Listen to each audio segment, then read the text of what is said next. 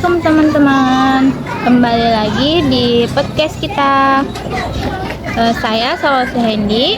Saya Sabita Milarja. Kami mahasiswa Universitas Buana Perjuangan Karawang, jurusan Psikologi semester 7.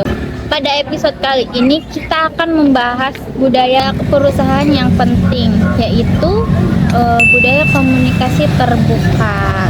Ya. Iya benar. Sebelum masuk lebih jauh pada pembahasan ini, kalau boleh tahu apa sih yang dimaksud dengan budaya komunikasi terbuka? Budaya komunikasi terbuka itu budaya yang dimana karyawan itu bisa menyampaikan secara bebas tentang ide mereka, pendapat mereka maupun kritik pada perusahaannya. Jadi karyawan ini tidak takut untuk mengkritik atau mendapatkan hukuman. Jadi komunikasi itu berjalan dua arah ya, antara atasan dan karyawan. Iya. Kalau ciri-cirinya sendiri itu seperti apa? Kalau ciri-ciri komunikasi yang terbuka itu pada perusahaan ada 4. Pertama itu atasan mau mendengarkan karyawan atau mendengarkan pendapat karyawan. Yang kedua, tidak boleh ada rasa takut untuk menyampaikan pendapat. Jadi kita nggak boleh takut gitu loh buat menyampaikan pendapat kita soal perusahaan. Terus yang ketiga itu informasi disampaikan secara transparan. Kalau misalnya mau pendapat ke atasan, kita informasinya secara langsung dan nggak boleh tertutup-tutup. Jadi harus transparan dan semua karyawan juga harus tahu ya sih, lebih semua karyawan harus tahu. Yang terakhir tuh adanya feedback yang membangun. Jadi kalau misalnya kita udah kritik sama atasannya, pastinya nanti ada feedback nih dari atasannya gimana buat cara perbaiki masalah tersebut. Ini tuh jadi bikin suasana pekerjaan tuh jadi lebih nyaman ya.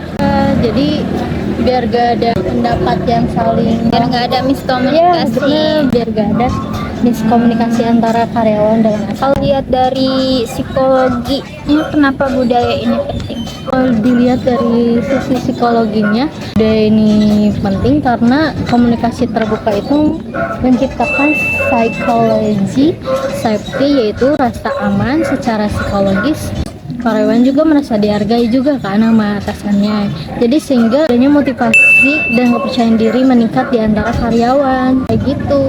Hal ini itu bisa mengurangi stres kerja ya dan konflik antar karyawan. Contohnya tuh misalnya di satu perusahaan rutin untuk mengadakan diskusi atau meeting terbuka di mana karyawan ini bisa memberi masukan, kritik untuk perusahaannya tanpa karyawannya takut disalahkan gitu sama atasannya. Kalau boleh tahu, ada nggak sih dampak positif dari budaya komunikasi terbuka ini? Dampak positif dari budaya komunikasi terbuka ini ya Mbak, ada 4 dampak. Yang pertama itu meningkatkan kepuasan kerja antara karyawan sama karyawan. Kedua itu meningkatkan kinerja tim, jadi lebih solid lagi gitu lebih solid juga, kepercayaan dirinya juga meningkatkan. Tiga, memperkuat hubungan kerja. Nah, memperkuat hubungan kerja ini gak sesama karyawan juga kan, pasti ada atasan sama bawahan juga saling kuat satu sama lain dengan adanya komunikasi terbuka. Kayak kekeluargaannya gitu terjalin. Nah iya benar. Terus yang terakhir itu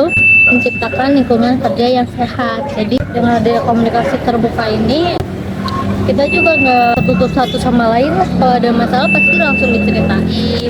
Jadi kan ada komunikasi terbuka kan, terus juga transparan, jangan tertutup-tutup antara karyawan dan atasan gitu. Jadi dari pembahasan kali ini itu bisa disimpulkan ya Mbak, kalau budaya komunikasi terbuka ini sangat penting ya. Ya, budaya ini tidak hanya menguntungkan perusahaan juga, tetapi juga menjaga kesehatan mental karyawan. Sehingga nanti kan kalau misalnya ada komunikasi terbuka ini, karyawannya dia bisa menyampaikan kritiknya dengan bebas, tanpa takut atau tanpa merasa dihukum, karena udah sama-sama saling menghargai juga antara atasan dan bawahan.